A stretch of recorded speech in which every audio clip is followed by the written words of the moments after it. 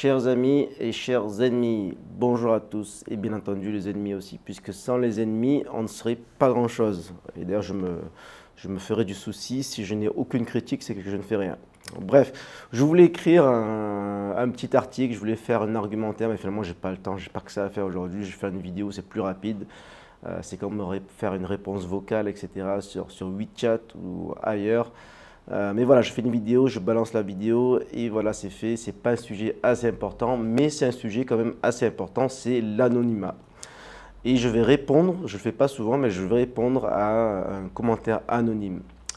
Quelqu'un me dit, Jordan, il s'appelle Jordan, donc c'est pas totalement anonyme, on connaît son prénom, enfin si c'est vraiment son prénom. Il dit, je réitère ma question, mais si tu ne t'intéresses pas aux anonymes, comment comptes-tu convaincre un auditoire? Tu vas demander le nom et le prénom de chaque participant à tes meetings politiques. Si tant est qu'il y a, le rôle d'un élu n'est-il pas de gouverner, que ce soit ceux qu'il connaît ou des inconnus? Ouais. Bon, gouverner, c'est un méga mot. C'est petit élu local ou même parlementaire. C'est pas gouverner. Gouverner, c'est le gouvernement. C'est pas les élus. C'est pas les élus d'ailleurs. Voilà. À part le président. Donc, ceux qui ont voté pour lui ou non, si tu refuses le dialogue avec ceux dont tu ignores le nom, comment est-ce que tu comptes véhiculer tes idées et convictions politiques? Donc, c'est une bonne question. Donc, c'est un compte anonyme, mais ce sont des bonnes questions, donc je vais répondre. Mais je ne vais pas répondre dans un groupe WeChat où il y a, je sais pas, il y a combien, 177 personnes. Je vais répondre pour le monde entier. Voilà, j'exagère un petit peu, bien entendu, je suis Marseillais. Je vais répondre pour tout le monde parce que ce sont des questions qui reviennent assez souvent. C'est toujours les mêmes types de questions, surtout sur Twitter. Alors, justement, je vais parler de Twitter, de X. Parfois, j'écris quelque chose. Souvent une parole en l'air, comme ça, une phrase. Et vous savez, plus c'est court, plus c'est sujet à interprétation. Et donc, ça peut prendre, voilà, ça peut faire 3000 retweets, 500 commentaires, 1000 commentaires. Et donc, si j'ai 500 ou 1000 commentaires, je ne vais pas répondre à chaque commentaire. Surtout que chaque fois qu'on répond à un commentaire, il y a le gars qui va répondre encore dessus. Donc en fait, même si je passais 24 heures sur 24, je ne dormais pas, etc., à faire que des réponses aux commentaires divers, anonymes ou pas anonymes d'ailleurs, je ne pourrais pas. Donc c'est une des raisons pour lesquelles je ne réponds pas aux comptes anonymes. Non seulement c'est parce que le fait qu'ils soient anonymes, mais en plus de ça, si je dois répondre à certaines personnes, je vais répondre en priorité à ceux qui ne sont pas anonymes et certainement, bien entendu, on va dire les concurrents, les adversaires politiques, etc.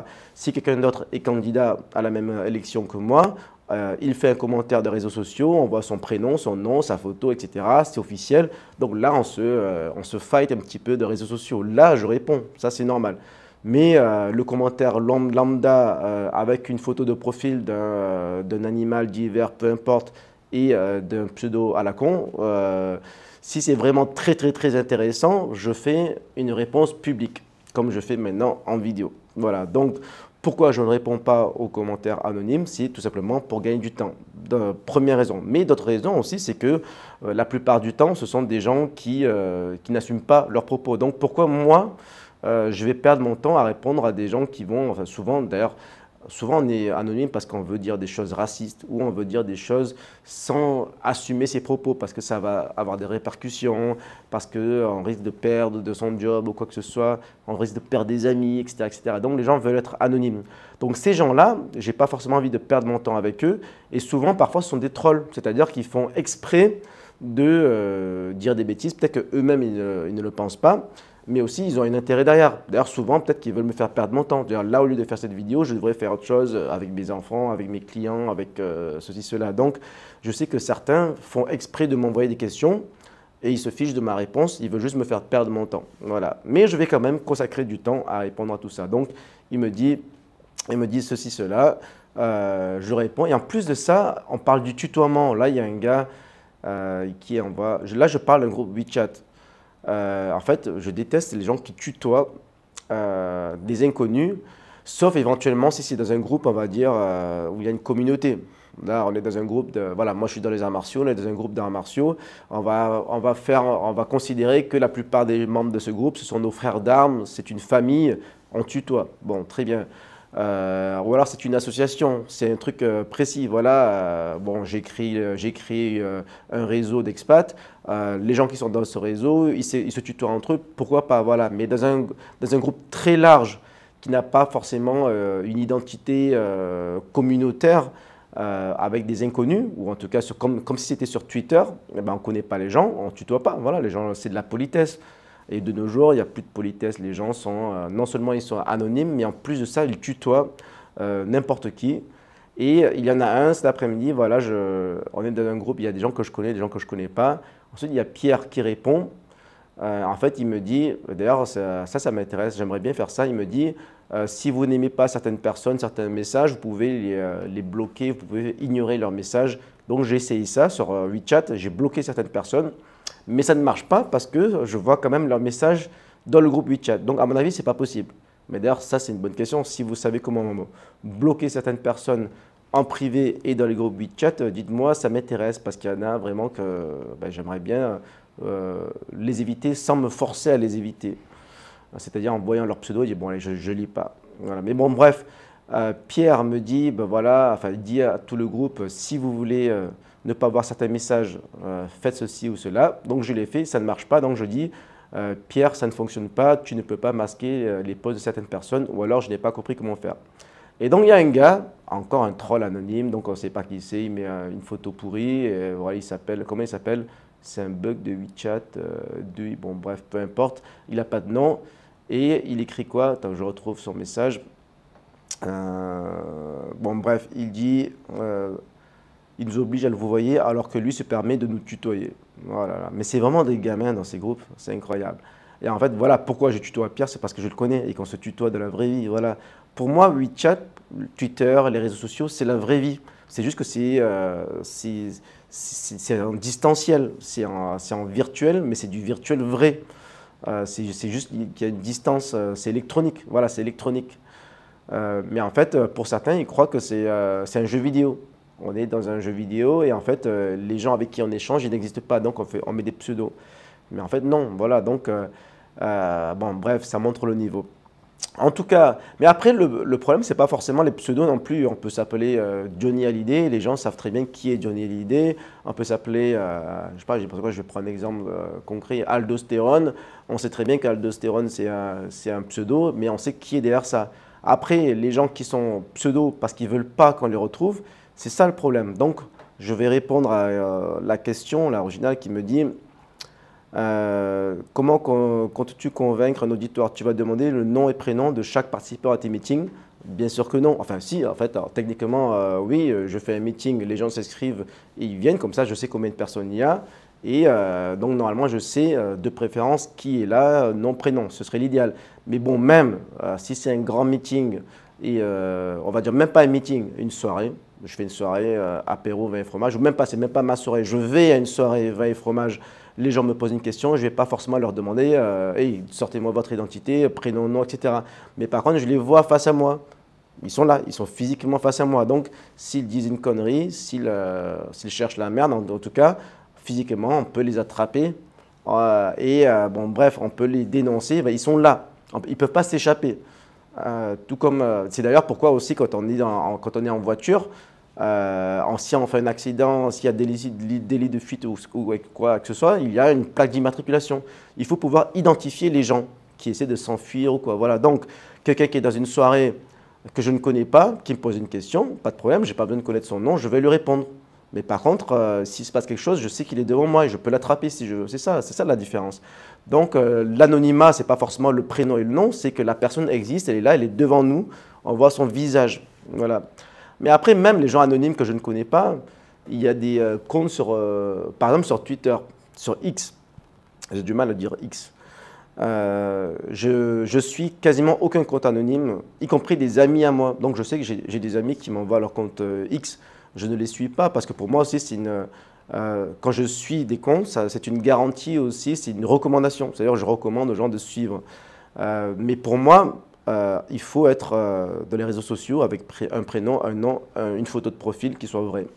Mais il y a des exceptions. Il y a des profils que je suis. Par exemple, je sais pas, il y a un profil qui s'appelle Bouli. C'est sympa. D'ailleurs, c'est lui qui avait fait un petit buzz sur sur un de mes posts sur la galette des rois, pour ceux qui savent. Et après, ça a été repris par Cro-Blanc dans une vidéo, etc. Mais voilà, Bully, c'est un compte anonyme. Je ne sais pas qui c'est, je ne sais pas si c'est un homme ou une femme, etc. Kim Jong-un aussi, il y a un gars qui s'appelle Kim Jong-un qui fait des trucs très sympas sur Twitter. Je suis, voilà. Donc, le problème, ce n'est pas forcément l'anonymat, c'est ce qu'on en fait. Si on est anonyme parce qu'on veut relayer des idées sur X, sur Twitter, et sans avoir forcément des répercussions, pourquoi pas? Si on est anonyme pour venir faire chier des gens dans des groupes WeChat sans avoir des répercussions, là, c'est autre chose. Et je ne sais plus qui, ouais, Mike Tyson avait dit ça. En fait, les réseaux sociaux, Internet, de nos jours, ça a rendu les gens trop confortables, trop à l'aise avec le fait de dire n'importe quoi sans prendre le risque de prendre un coup de poing dans la gueule. C'est ça, en fait. Les gens, ils se permettent tout comme si ils étaient impunis. Et ça, je ne l'accepte pas. Voilà, donc, quelqu'un qui est là sur WeChat. En fait, à une époque, ce n'était pas possible. Ça n'existait pas. Ou alors, les lettres anonymes, ça existait, mais en fait, il n'y avait pas de discussion.